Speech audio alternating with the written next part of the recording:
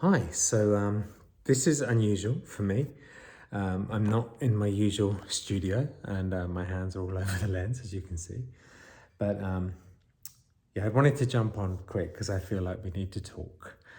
Um, yes, the podcast, Laura being on my podcast will drop tomorrow, Monday at 10 now, because I feel like this is an important video to make. Thanks for watching my channel. Thanks for watching my videos every day. If you like what I'm doing, please subscribe to the channel. It really helps me right now. It's a massive thing that you can do. For me, it's free. And I make a video every single day on YouTube at 10 a.m. without fail. Come hell or high water, I make a video on YouTube. So there's that. So what I want to talk about is I've been getting quite a bit of backlash this week about the video I made about how I feel about Laura.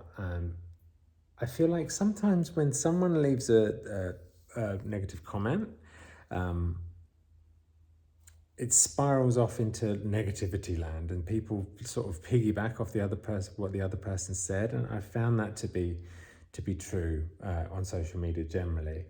And on Instagram, only on Instagram, a few people were saying this word that really gets to me, and this word about disingenuous. People saying you're talking too much about this. It feels disingenuous. Actually, only two people, but it just stuck in my head. And I know the second guy said it because the first person said it. And I stupidly did a story saying that word, I can't remember the word. The word I just said, disingenuous, really gets to me. And of course, when I made a story about that, someone else wrote the same thing. So I know the way this works. And I know that if I particularly say I don't like something, a hater is obviously going to say the same thing. But I just wanted to jump on and tell you, I couldn't be less disingenuous. I wish this whole fucking thing was like a big plan. I had a mental breakdown. I had a full-on mental breakdown and suicide attempt. You can't be disingenuous and that mentally ill. It doesn't come into it. Disingenuous and planning doesn't come into it when you're literally having a nervous breakdown. So the fact that people are saying that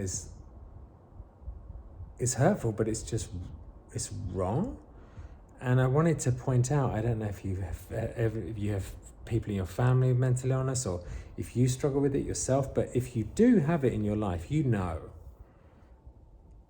get to a point where you're not in control and you end up doing stuff that you would never normally do. And I have been super chaotic, and I went to Crazy Town. I took a one-way trip to Crazy Town. 3 months ago, 90 days ago, because I just finished my 90 meetings, I lost my mind. And I lost my family. And I documented it. I didn't necessarily even mean to document it, but I got such a huge lot of comments on the first video that I made. So there's a video called ImStruggling. That was the actual day that I got arrested by the police because I was a danger to myself, because I told Laura I was gonna off myself. She called the police arrested me, and that hour that I was detained bought me enough time to reconsider and think about my kids, thank God. So right after that happened, instead of going and buying all the drugs that I'd ordered to kill myself, I went and made a video. That video is called ImStruggling, and every day since then, I've made a video. I don't watch any of the videos. I just make them and put them up, and I've treated it you guys have been telling me that it's a big service to you to see me get through this, so I'm treating it like that. I'm treating it like service. Trust me, it's embarrassing, it's humiliating, and I want to be sick. When I post some of these videos, and the further back you go towards the I'm struggling video, the more embarrassing and humiliating it is to have a nervous breakdown on social media. No one wants to do that. Why would you expose such a painful, vulnerable, raw part of yourself to millions of people? It makes me feel sick even thinking about it now, but I just have to think of all the people that have told me that that video helped them reconsider their suicide. That video made them check themselves into a mental health institute. I have to focus on that, because if I don't, I want to crawl into a ball and die from embarrassment. But I'm here to tell you today that you can't premeditate something when you're in the middle of a nervous breakdown. So to say disingenuous, now I've said it, more people are going to say, why are you doing this to yourself? Forget I said anything about that word. I couldn't be more authentic with you guys. And authentic doesn't even do it justice. I couldn't be more real about this stuff. I couldn't be more real and honest with you. And I just want you to know that. And I know you don't think that, but I wanted to lay it out there that I documented a nervous breakdown and a suicide attempt, and hopefully the video since then to now, my hope is that you can see someone recovering and getting better. That's what I hope. Otherwise, there's no point me embarrassing myself in front of millions of people. And that really does make me want to feel sick. So I shouldn't look at comments, and I'm getting better at not looking at comments, but then I feel like, I want to engage with you. I want to talk to you guys. Not engage, I want to talk to you guys. So I want to read the comments sometimes, and sometimes there's amazing advice. Sometimes I need advice, I ask you for advice, and you give it to me. So this is all my real life. Unfortunately, I'm in a shit position that I never thought I'd be in. I lost my family, I lost my mind, I documented it. Trust me. Think about doing that yourself. Just imagine the embarrassment and imagine how humiliated you'd be. It's not disingenuous. This is all, couldn't be more real. Trust me, I live it every day. And I wanted to firstly say that. The second thing I wanted to say is that I am coming out of it. I feel like I'm turning a corner. I don't feel like that crazy person anymore, thank God. I feel like I'm getting saner every day. I'm coming off the medication, which I needed to get through that crisis. I'm getting myself back. And it's a weird time to get yourself back because I lost my family. So now what do I do with myself? I don't know the answer to that.